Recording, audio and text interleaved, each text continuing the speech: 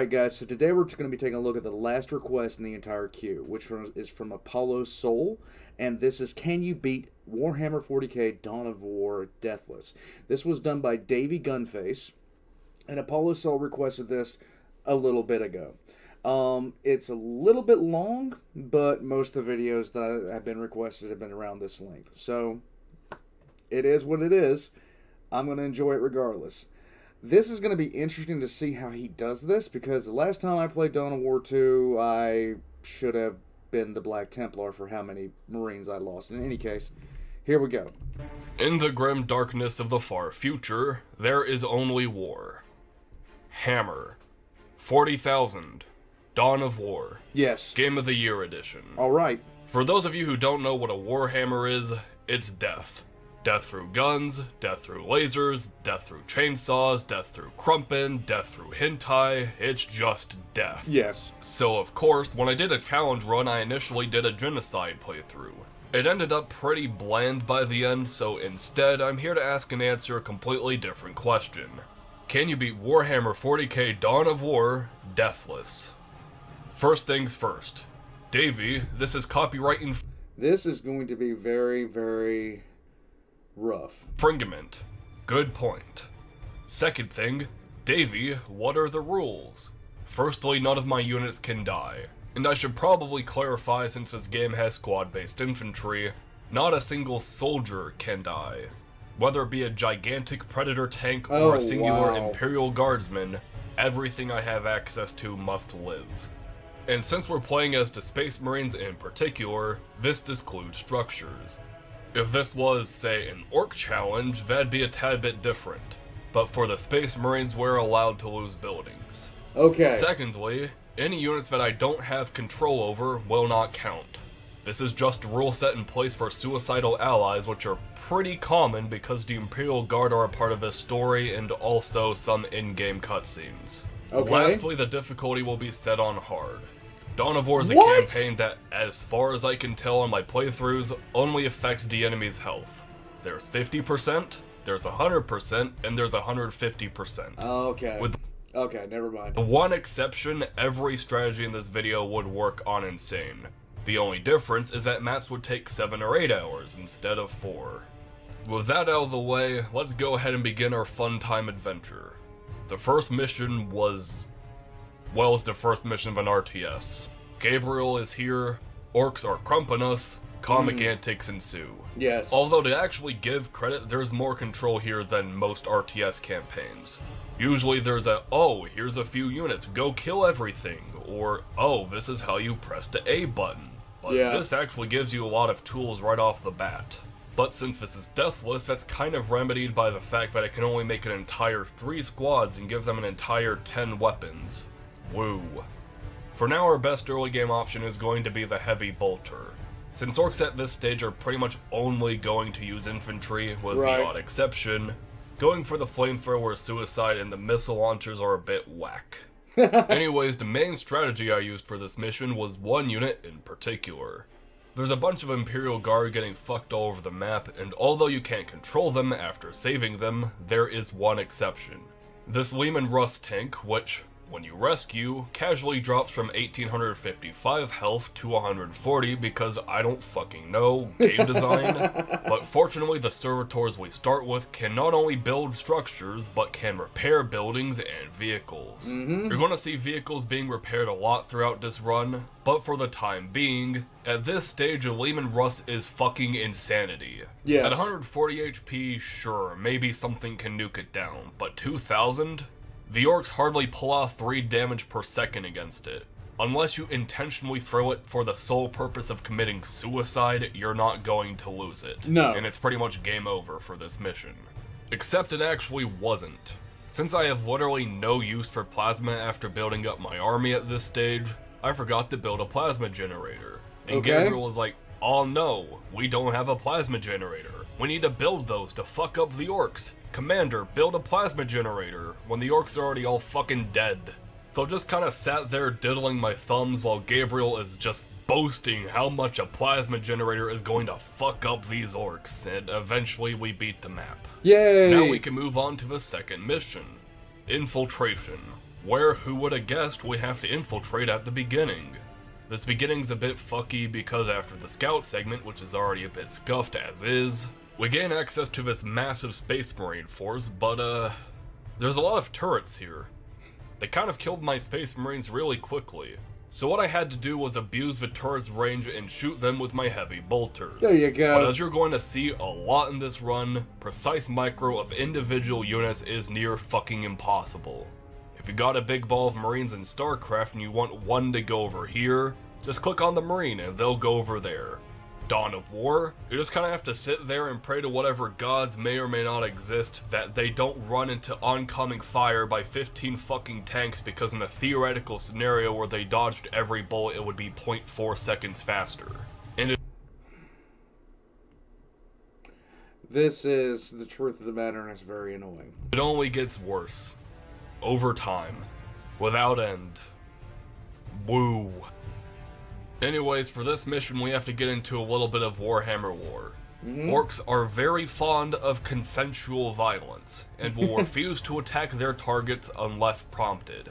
So if you actually never claim the strategic point right here, the orcs will never attack you. And with there being 3 strategic points behind you, you can actually theoretically get an infinite amount of resources before killing a single slugga boy. But we're not going to do that. Okay. Actually, let's talk about unlocks. We got the Skull Probe, a normally really good unit for picking out fights and trying to force engagements. Problem, it has timed life. It is entirely worthless. Fuck yeah, baby. On a slightly more useful note, we have armory upgrades, and now we can upgrade into missile launchers, add sergeants to squads, and have up to 4 weapons. Since the Marine count when you make a squad is 4, you're never going to see any Marine squads above or below 4 or 8 units until I get my apothecaries. We don't really have a whole lot of utility for the Space Marines base weaponry, so we're pretty much only going to be using heavy bolters and missile launchers. For that, it's actually better not to increase your squads at all, so there's less units that can die, microing is easier, and positioning isn't, it isn't this. Anyways, for the rest of this mission, remember that weird dance I did at the beginning where I had to abuse target range? We had to do that, but with 2 fully developed orc bases. But now they also have killicons, which absolutely murder us if we don't have missile launchers. And also, they make a fuck ton of units, and there's a lot more turrets, and have I mentioned it's 2 fully developed orc bases? Look at this shit. I'm not even kidding, this isn't even a third of the orcs I killed, since I had to slowly creep inch by inch towards the orc base because these weapons require you to be stationary, and they have a setup time, so pretty much any time you want to utilize those sick heavy bolters or missile launchers, be prepared to press F2 for hold position and make your creeping as inconvenient as possible, because you have like a 1 or 2 second period where you can't attack anything, and if you can't attack anything, you're going to get crumped, and if you get crumped, you have to load an old save. Eventually though, we managed to creep our way to the end, get the last required orc structure down, and move on to the next mission, in which, by the gods, we have a savior from the squad-based bullshit. Firstly though, let's discuss some more squad-based bullshit. There you go. Here's the Imperial Guard. We start with them here and on quite a few maps, and despite being free units that respawn every few minutes to act as fantastic cannon fodder, they're just that. Pretty much any unit with a DPS output above 3 is going to melt through at least one of the 15 squad members, and we can't exactly have that. So you're really never going to see them in this playthrough. They'll usually be hiding in a corner, preferably behind a bunch of turrets so they don't spontaneously combust, which is actually really important, by the way. One time I lost several minutes of agonizing progress only to find out one singular Marine died for whatever reason, and it wasn't a happy revelation. This would drive me utterly crazy. It would drive me nuts to even attempt this. Like, I don't understand how people can do this kind of stuff. Anyways, back to what I was saying, our Lord and Savior is here, the Machine Cult. Vehicles in this game are going to be the most impactful upgrades we get for quite a while. They do a lot more damage, have a lot more variety, they're immensely tankier, and they can get repaired.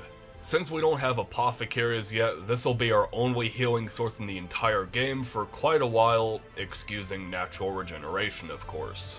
On this mission in particular, we unlock the Dreadnought and the Heavy Bolter turret.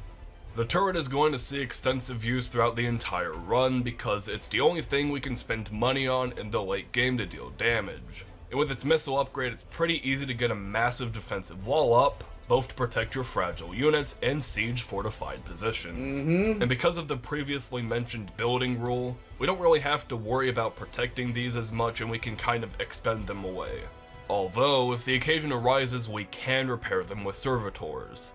And on a last rambly note, I don't know if some of the early game assaults would be defendable without the heavy bolter turret. Between their versatility between infantry and vehicles and their expendability, these are pretty much essential for your early game defense. The Dreadnought, however, is a lot easier to explain. This boxy boy has a staggering 3,800 hit points, which when compared to our other units, these things can take a beating. Granted, we can only get 3 of them in this mission, but hey, that's 3 Dreadnoughts more than 0 Dreadnoughts, and I really want Dreadnoughts. And a single Dreadnought is a beast. Rylanor. Unfortunately for us though, this victory is short-lived because with the introduction of our vehicles comes the enemy's extended use of vehicles. And that means tanks. And if you know Warhammer lore, you would not only know that orcs don't believe in non-consensual aggression or fighting, but also that they're a wholehearted believer in hit-and-run tactics.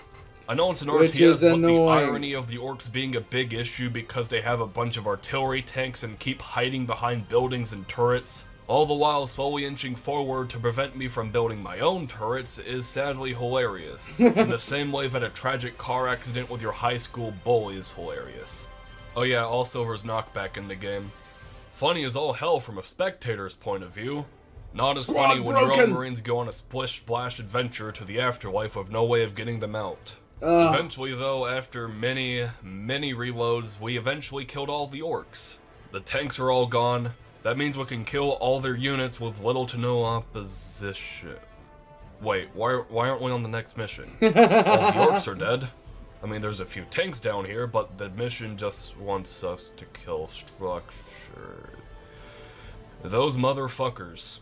How was I supposed to know the orcs, the pacifistic, hit-and-run tactics, fun time race, is supposed to believe in fucking deception tactics and built an entire other base below my nose? Oh, God. Fucking hell.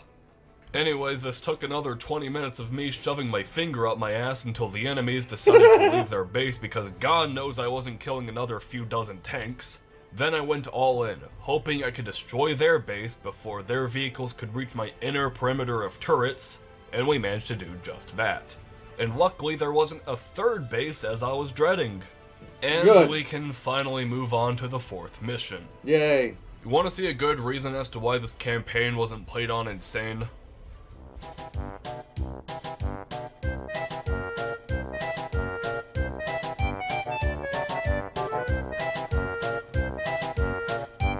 Oh my God.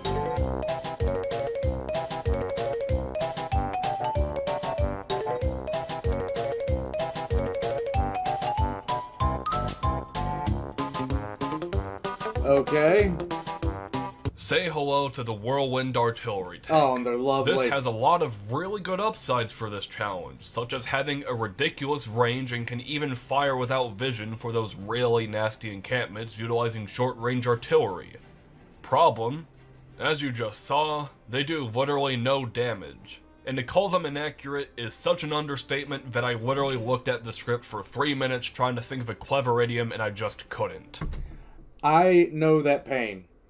Sometimes when I'm writing 5-ish minute lore, I'm just sitting there scratching my head trying to figure out how in the fuck I'm going to make this funny. The good news is that with this vehicle's introduction, we can now have a cap of up to 17, rather than the 7 we had in the last mission. There you go. With this, we had 6 Whirlwinds and 2 Dreadnoughts, which did extremely well for the first Orc clan, but the second one, Clan Orc Among Us, has a fucking squig-off. Remember how I said earlier that 3,800 HP was a lot? Look at this fucker. God. If this isn't enough, there's a war boss in the area with not as blatantly high, but still ridiculously high HP. Also tanks. Lots, and lots, and lots, and lots, and lots of tanks. Oh, but don't you worry, we're not done here. To get into here, you have to go through this one bridge. This one narrow bridge that can be easily bombarded. Yay! Not wide enough to support turrets, not long enough to abuse the whirlwind. The reinforcements go to the fucking bridge. And have I mentioned, there's a squig-off that one-shots us. Nice. What this meant was a lot of AI abuse and luck. Firstly, we need the squig-off to go away. This is where I would probably go, oh, so I used this unit in this position and this strategy to make the squig-off go away, but I couldn't tell you. I just loaded and saved and loaded and saved and kept bashing my head into the wall enough that I eventually just left. I don't know how. I couldn't replicate it if my life depended on it, but it's gone. Step 1, gone. Step 2, use our grossly inaccurate whirlwind artillery tank to clear out all the production facilities. Remember how I said you don't have to have vision to attack with these bad boys? There's a bit of a catch to that. While they're even more inaccurate somehow when you're blind firing. So, in order to stay here for 3 hours, which by the way, that's a gross understatement, I was here for a lot longer. What? Instead of 17, I needed to find a way to get vision. And since scouts fucking die immediately and skull probes don't even live past childbirth, I needed to do this with a structure. Problem, that's not a fucking option. You have to have a special place to put buildings that you can only get with certain buildings. But don't you fear, without these pylon power fields we can construct one of these buildings. The Stronghold. And these get really, really expensive. Easily more expensive than the literal last unit we unlock during the last missions, which require the latest game tech, and also require special objectives to be claimed. Do you see why spamming these is a really expensive issue? This is easily the most emotion I've put into a single video, and I'm almost glad it's this one. Oh my god. After many dead strongholds, we were finally able to get past this extremely cramped entrance and move forward to the slightly less cramped interior. The whirlwinds were still doing their thing, but at this point we had no reliable way to kill the squig-off, much less the war boss accompanying the squig-off, and oh yeah, the fucking tanks. So we had to find a way to get to the high ground, which sadly wasn't just as easy as sending units up to the high ground and killing off the orcs and making a Star Wars reference and moving on to the next mission. No, oh my god. We had to kill off this entire area over here, slowly build up a bunch of turrets surrounding the entrance, and then send up 4 of my tankiest units to be cannon fodder, stick around until they get low, run back, heal, repair, send them in again, go back, repair, send them in again, go back, repair, slow pusher advantage, send them in again, go back, repair, send them in again, one building at a time, fuck me. Eventually though, we did it. After a 17,000th fucking stronghold setup, we got a whole bunch of missile turrets to kill the squig-off and the war boss. Luckily the war boss was pretty easy, having an aneurysm and going back and forth between missile fire until he fucking died. Wish I could say the same for myself. And something actually amazing happened on the squig-off. I had everything set up to constantly bombard him with no repercussion, but I found out I actually beat the mission before he died. Nice! And that was because, funnily enough, the whirlwind's incredible accuracy was so fucking terrible, it miraculously managed to kill the last building completely out of sight before it killed the thing I was specifically targeting and set up to kill. Nice. I mean, what the fuck can I even provide here? I literally can't. I spent over 5 hours meticulously planning a siege, and I beat it because my tanks fired so terribly they won. Oh my god. Yeah, no, fuck it. I'm getting a steak. I'll see you all when I get back. All the steak places were closed. Sucks. I ended up getting Hardee's instead. That's okay. Anyways, fortunately for us, the next mission is a very, very, very nice change of pace for the better. Good. The orcs are no longer the primary enemy in this mission, and instead the Eldar are starting to be the bigger focus, with the only orc presence being an optional base you can destroy. But this mission gave us a lot of new additions that made this incredibly easy. Firstly, we start with 4 commander units, which is a lot more than the 2 we usually had, and makes the early game significantly easier. Good. But for the late game, we have 2 brand new additions. The Apothecary, which heals our infantry and our commander units, as well as not actually costing any infantry supply, as well as the Hellfire Dreadnought and an additional 3 vehicle slots to use. Nice. Which means 2 more vehicles, since 17 isn't divisible by 2. Neither is 7. Actually, why did they even give us 7 slots? I digress. Although this won't see continuous use throughout the run, it is a fantastic mid-range anti-infantry beast, and since this entire mission is almost nothing but infantry, getting our dreadnoughts up and running was more than enough to just completely decimate the Eldar presence. The only complication is that I miraculously managed to beat the final objective first, and I had to go all the way back and backtrack through an entire orc force, which was kind of annoying, but it was still just a simple A move to victory, and please, just let me have this. Anyways, the next mission was, fucking terrible. Firstly, it's massive. Really massive. Orc attacks spawn every few minutes with no just love possible way of getting rid of them, and worst of all, Eldar finally utilized their vehicles. Yes. The early game consisted of me just turtling up, getting our machine cults, and hiding behind a bunch of turrets, but there is one light in the darkness. That's that we start with 4 free Lehman Russ tanks. Remember that tank we had in the first mission? Although they're by no means an automatic win anymore, it made holding off the early waves much easier, and I only had to invest like 80% of my income to turrets, rather than 95%.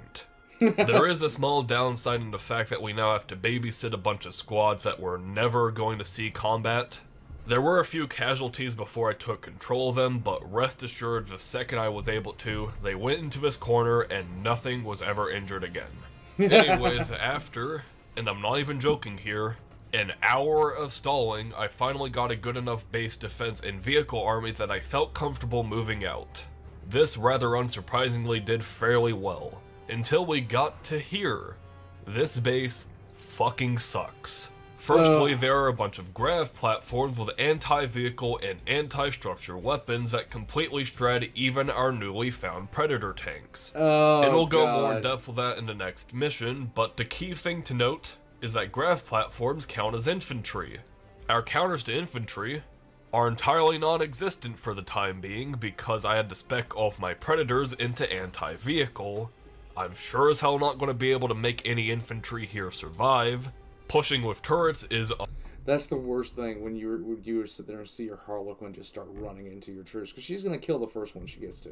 Unviable because of their anti-structure damage. Same thing with Dreadnoughts and Hellfire Dreadnoughts. So we had to do basically the same thing we did in the last Orc mission, but luckily on a smaller scale. Granted, we did have to worry about very scary attack waves now, but I already knew this song and dance well enough to only get this down in an hour of constant micro and base building. There you go. And eventually, after much needed break-in between recordings, I was able to beat this mission and move on to a much worse one. There you go. Remember how I complained about the early game in the last mission? Yeah. Now imagine that, but imagine if those early waves also had the possibility of coming with an avatar. A massive unit with several thousand HP that can do hundreds of damage per attack and can endure literal minutes of fire. Granted, we only need to do about 1,000 or 2,000 hit points of damage before it temporarily flees, but that still doesn't get rid of the fact that it fucking attacks us, and that meant lots and lots and lots of turtling. Yes. Luckily in this mission we do start off with access to the Predator tank. A very beefy vehicle that is inherently anti-infantry, but can be upgraded into partial or fully anti-vehicle. And fortunately, once we got 2 or 3 of these, with supporting fire and micro, we can take down the avatar with ease, and once we got 4, we can completely decimate the first half of the mission and move on to the second half. This is one of the most infuriating RTS experiences I've ever had. So this map is divided into 2 quadrants with a big fuck-off river in the middle. And if we want to go to the second quadrant, we have to go through this bridge. Look at this fucking bridge fight. Look at the preparations I had to do to get past the bridge. Not the That base, is so not much. the inner outskirts, not the main objective, the bridge. And although getting past this bridge took just as long as the York mission's bridge, unlike that mission, we also had to deal with constant attacks that can completely decimate my forces with complete ease, and, yeah. And what's more, I actually found out a game-breaking bug. At times, if you save or an autosave happens while you're repairing a vehicle or structure, you can't repair that unit. That sucks. With this, predators are a lot less threatening with 200 HP rather than a few thousand. Right. And eventually, this bug happened enough that all of my predators were stuck with almost no health. And with all of them being specialized into anti-vehicle rather than anti-infantry, we had to completely restart the mission. And eventually, Oh my God. one good thing actually came to us. With our predators being much more specialized against infantry, we can utilize the newly unlocked Terminators. Terminators are very bulky and heavy infantry that you can only unlock at the maximum tier of upgrades, as well as controlling relics across the map. Despite being very expensive and very late game units, they're extremely strong. And extremely strong is a bit of an understatement. They are fucking excellent. with our librarian's new ability that makes infantry temporarily invulnerable for a short time, as well as the apothecaries we already unlocked, we could finally push. But we weren't just going to slow push with turrets. There's too many grav platforms as well as infantry waves to make that a possibility. I decided that the only strategy that was going to help me here was a standard blitzkrieg, sending everything we have at once to secure a position at the bottom of the map as soon and as quickly as possible. Oh, okay. This took a lot of tries to get right. Between having to micromanage my librarian's abilities, my 4th commander's newly unlocked orbital bombardment, making sure my apothecaries stay in the back lines and keeping my servitors on repair duty for the predators without endangering them, and also making sure my squads don't die, and it was a lot. A lot of micro, a lot of failure, but eventually we got to this position in which the second phase of the plan can begin.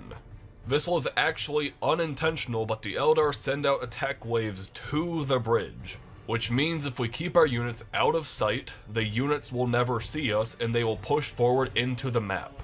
Once I found out this is how they worked, I set up one final push towards the main objective while the Eldar tried to regain control.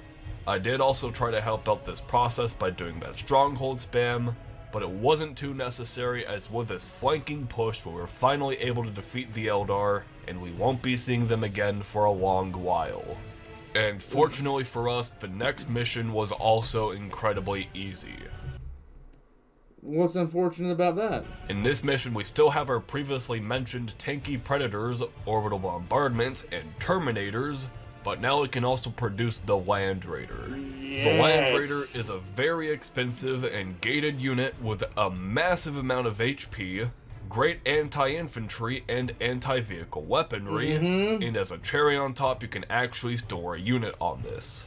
Yep. Keyword on a unit, because for some reason I guess a singular servitor takes up the same amount of space as a fully decked out squad of 8 assault terminators. Yeah. But regardless, this allowed me to do some neat little micro tricks. Keep my terminator squads inside to set up for a massive push inside enemy lines. Keep my servitors in there to keep them safe without worrying about enemy fire, as well as commander units in there if they get low, or to keep them safe until a vital cooldown is available.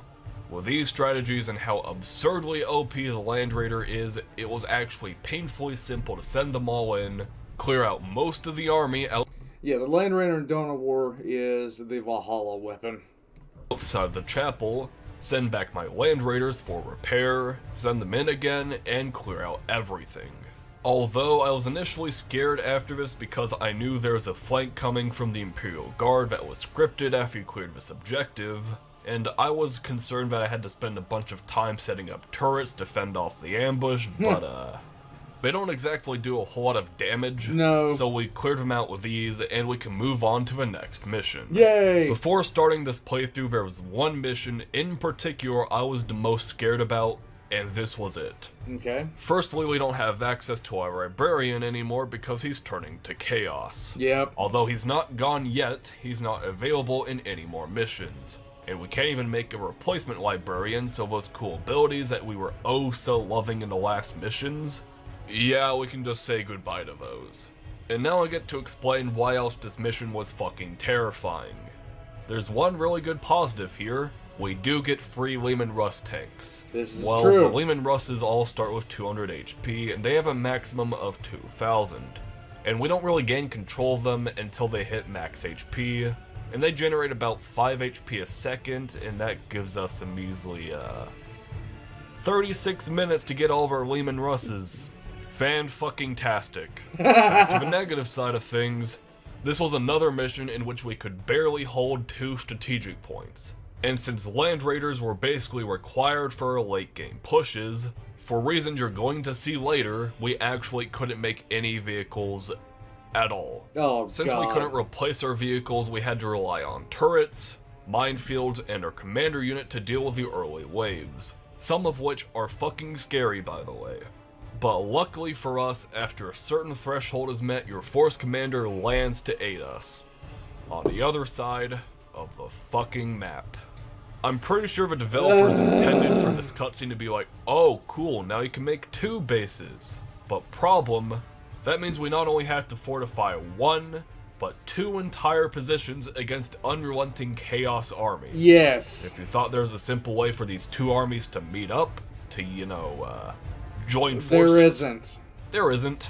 You have to travel the entire fucking map and through all the enemy bases just to get your force commander with your forces. Cool. I guess for the fortunate side of things, you do start with 2 Terminator squads, and since you have servitors, you can just build up turrets, but it's still a massive inconvenience and something I'd just rather skip out on. So this took a lot of turtling and a lot of slow pushing. But here's the thing. Since the mission objective is to capture and control all 4 relics for a short time, the enemies are around the relics, fortify the relics, and are more than prepared to completely ruin your day and defend these relics with their lives. Yep. Here's the problem. You need relics for Land Raiders.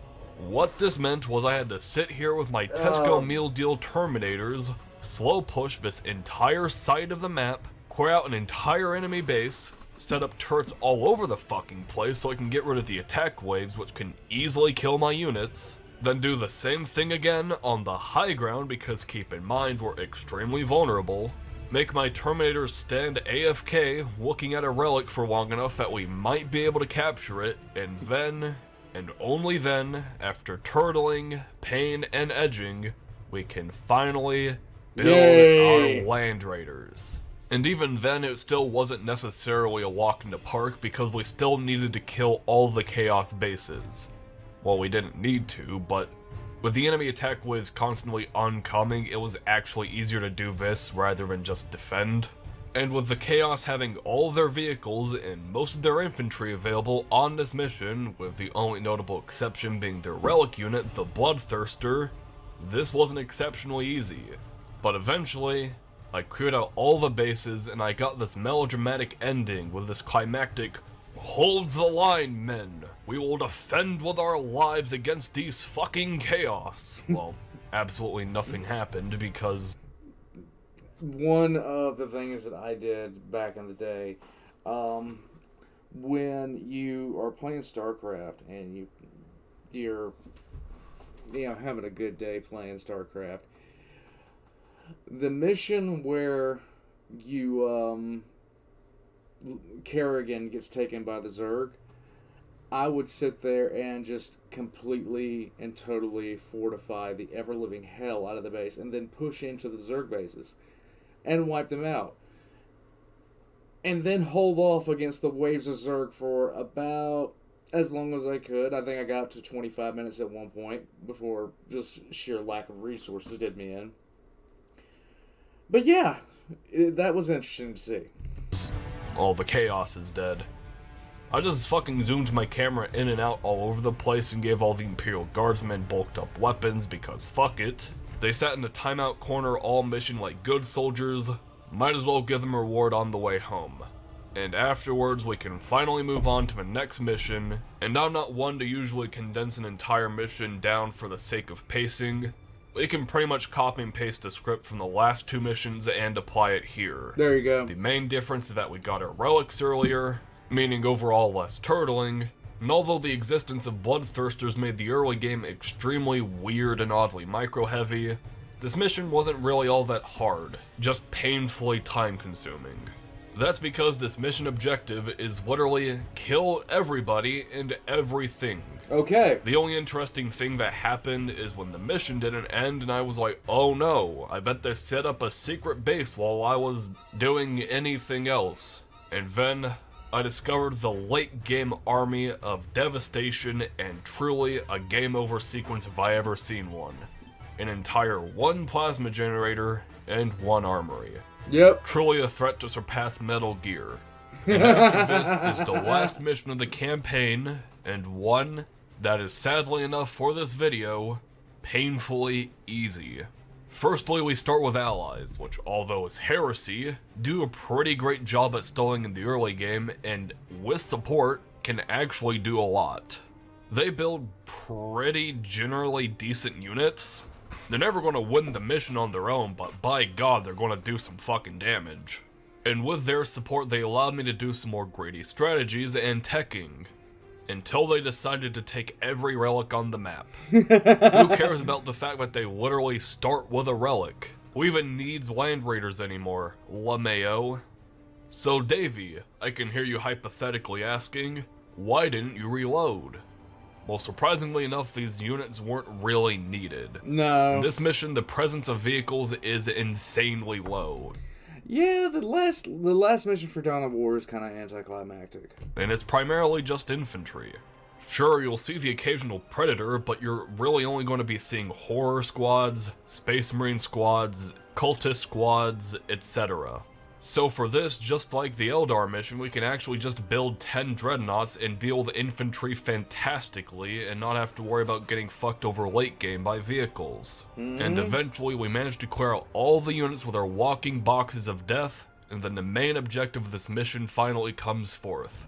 We need to kill the Demon Prince, who has a massive amount of HP, hits like a complete truck, and is really fast. Usually in a standard playthrough, this boss is exceptionally easy. If you're dedicated enough and use your force commander wisely enough, you can actually beat this without building a unit. But on a Deathless playthrough, that's a little bit harder. For this, of course, I wanted to set up a position with as many heavy bolter turrets as humanly possible. Good idea. And that was going great, until the Eldar came and aggroed the fucking boss, which, well, remember that war boss from all the way at the beginning of this video that just walked back and forth repeatedly and died from a fatal brain aneurysm? Well, the Demon Prince did just that. Really? But through the entire map. Oh my god. I had every unit here. I had as many heavy bolter turrets as I could possibly need, but the Demon Prince was just not having it, and did whatever the fuck this is for 30 minutes. And honestly, I didn't know how to stop him. Beating this boss, usually the most you'll ever see is that he gets really angry at one unit in particular, kills it, and just stays there. I've never seen this. But eventually he did whatever the fuck long enough that he just reset his leash range here? I don't know why here, there's literally nothing that makes this significant, but fuck it. That's actually really convenient because that is nowhere near his base, that is nowhere near his spawns, and that is nowhere he can really do anything. Okay. So I made a save, because I don't know why he's doing this, but whatever it is, I don't know if it's permanent, and if he goes towards my base, that is going to be really bad. I got all of my units, mobilized them towards the Demon Prince, and was thinking, can I just kill him outright without any turrets? So I began fighting him, and then I realized, whatever this leash point is, his leash range is exceptionally short. And that made this possible. Oh my god.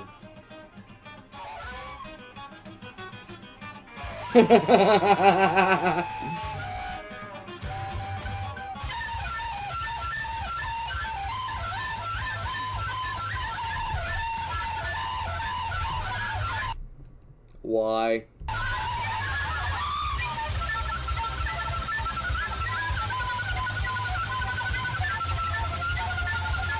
Why? And with that, with the entire planet destroyed, burnt to a desolate wasteland, and nearly all the population being slaughtered mercilessly, either by Orc, Eldar, or the forces of chaos themselves, I can say with confidence that I was the exception. Every soldier under my command got to live to tell the tale, and I beat Warhammer 40,000 Dawn of War without losing a single unit. As always, thank you to my Patreon supporters who, for once, I'll actually go back to my old tendencies of insulting them and replace their Patreon title with something really mean. Haha, take that, you doo-doo heads. I bet you're really riled up now. Anyways, I hope you're doing well. If you got it this far through the video, thank you for watching. I hope... That is an exercise of patience I simply do not have. I don't have that kind of patience for nothing except editing, because God knows I spend a lot of time editing when I'm actually on something. Wow, I don't understand speedrunners. I really just don't. This, I understand even less than speedrunning, because holy shit, the amount of stuff that he had to do to make this work was just incredible. In any case, like and subscribe if you guys haven't already. There's a Discord down below where you can request something to watch, but just be aware, guys.